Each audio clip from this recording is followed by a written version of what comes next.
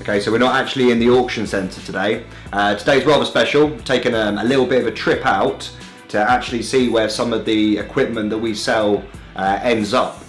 So I'm with Richard today, he's the owner of Domingo Pizza. And when I say that he makes artisan pizzas and he makes homemade pizzas, I mean he actually really makes homemade pizzas.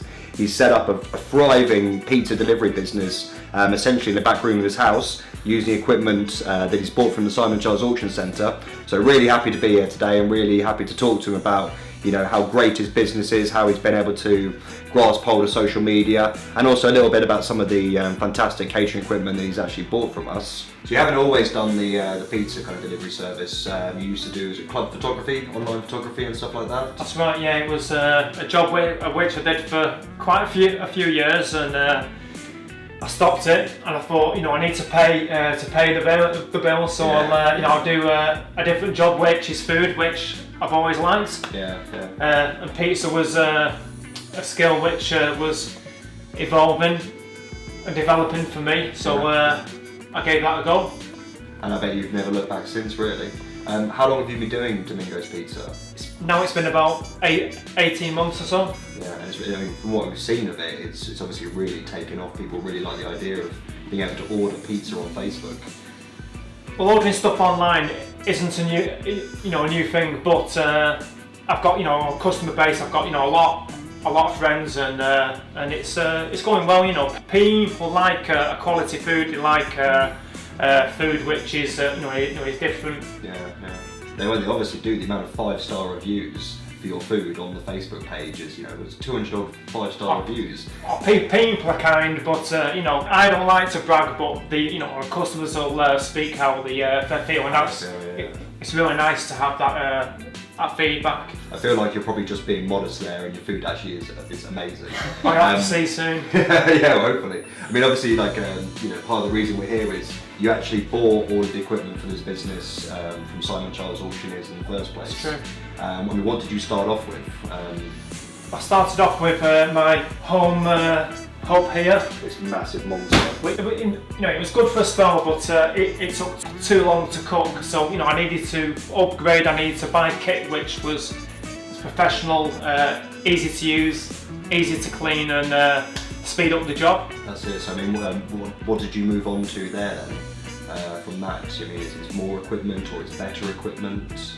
Yeah, I mean, the main thing I bought was an oven, a pizza oven, which was an Italian one, which is great. It cooks it minutes flat, and it's made the job. So when you're getting all these orders on a nightly basis, you can literally just bosh, bang, and it's out the door again, and fulfill all these hundreds of orders that are coming in every single week for you. Hundreds. Who knows? I mean, what as someone who started their own business and as someone who's been very successful with it, you're able to buy stuff very cheaply from us, and you've saved yourself a huge amount there. Absolutely. What kind of advice would you give anyone who's looking to start up a business, who needs to get the equipment?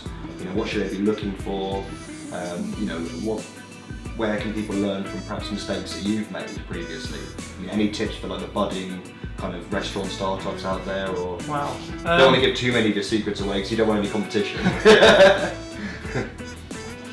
Well, it's not as hard to set up a food business as people think. I mean, you've got your legal side, you've got the stuff with the car council, environmental health. Yeah, of course. But the actual kit, if you're wise and you can spend time to actually go and view it, which I never do, but I've always I've managed to find some nice kits. Then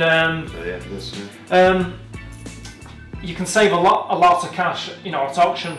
You just have to set a limit with the inclusive tax. You don't go mad because not get carried away. It's easy to get a bit excited. Yeah, we know that. Yeah. I mean, I don't know if it quite comes across on camera, but we're actually, it's in Richard's kitchen. It looks like a professional restaurant basically in the back room of his house. And to me, we fit in all the stainless steel here, the big ovens, the pizza ovens, the massive Williams fridge in there as well. And I don't want to ask you quite how much it cost you, but it was hugely below what you'd pay if you bought it at retail value. Yeah. So I mean, you said you managed to buy a pallet of stuff as well. You were telling me about like all these. You can see them in all these pizza boxes and stuff like that. Boxes, so yeah. Hundreds of the thing for, you know, a couple of quid basically, wasn't it? It was cheap, yeah, it was a blessing. It came at a time when I was buying kit like the tables and the mixer, and it just helped in those first few months of the job. Startup, yeah. I guess, yeah. I mean, it's really cool for us actually because, you know, we sell so much of this stuff on a weekly basis, but we don't really get to see where it ends up. That's right, yeah. You know, and also the catering vendors who put the equipment into our auction, you know, they don't see the new lease of life that's coming into their equipment. They don't see, you know, that it's gone to Domingo Facebook and it's created a business for you just from what they were, you know, essentially their redundant equipment. You know, that's right. Yeah, it's like this has got a past, and I've no idea where it came from. I imagine a Michelin-style restaurant. I brought it home. You know, I washed it down, and it's just like it's great because these you know, expensive to buy new. Yeah. And if you can pay, you know, a fraction of the cost, then go for it. It's awesome. So what's kind of going to be next for Domingo? I mean, where do you see it going? You know, the idea of selling pizzas through social media is absolutely fantastic, and you know, it's going to be growing essentially. So yeah. Maybe you'll need more kit in the future, or are we going to see like a chain of Domingo pizzas operating in every city in the country? Well, I'd like that. I mean, now I work 6 nights a week here at home in HQ here. It's you know, it's a busy time. I would like a you know, a shop or a you know, premises for you know, a restaurant, which would be nice. But you know, I'm taking it a week at a time. Yeah. You know, I'm improving the brand, improving the food. You know, trying to keep it all fresh and exciting. But there is scope for the brand on, you know, on the high street, or as you know, as big a thing than it is now, I hope. I mean, it's such an absolutely fantastic business model.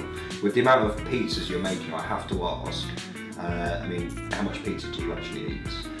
I actually eat a lot. I probably do about four a week, which is, you know, it's above average, but you know, not for me. I like to test my food, you know. Yeah, of course. I like to test my ingredients, and it's easy to make, especially when your dough's just you know, it's crying out to be used. Yeah. Well, it's been really great to come in and see kind of all the equipment in situ, and the business model is absolutely fantastic.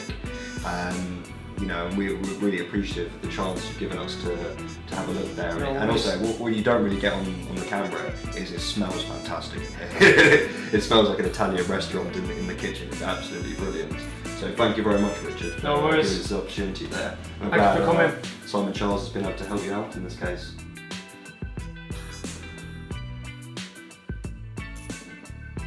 Right, been a really cool day coming out here to see Richard, and if you want to taste some of his absolutely fantastic pizzas, it's Domingo Pizza, it's on Facebook, get your orders in, you will not be disappointed.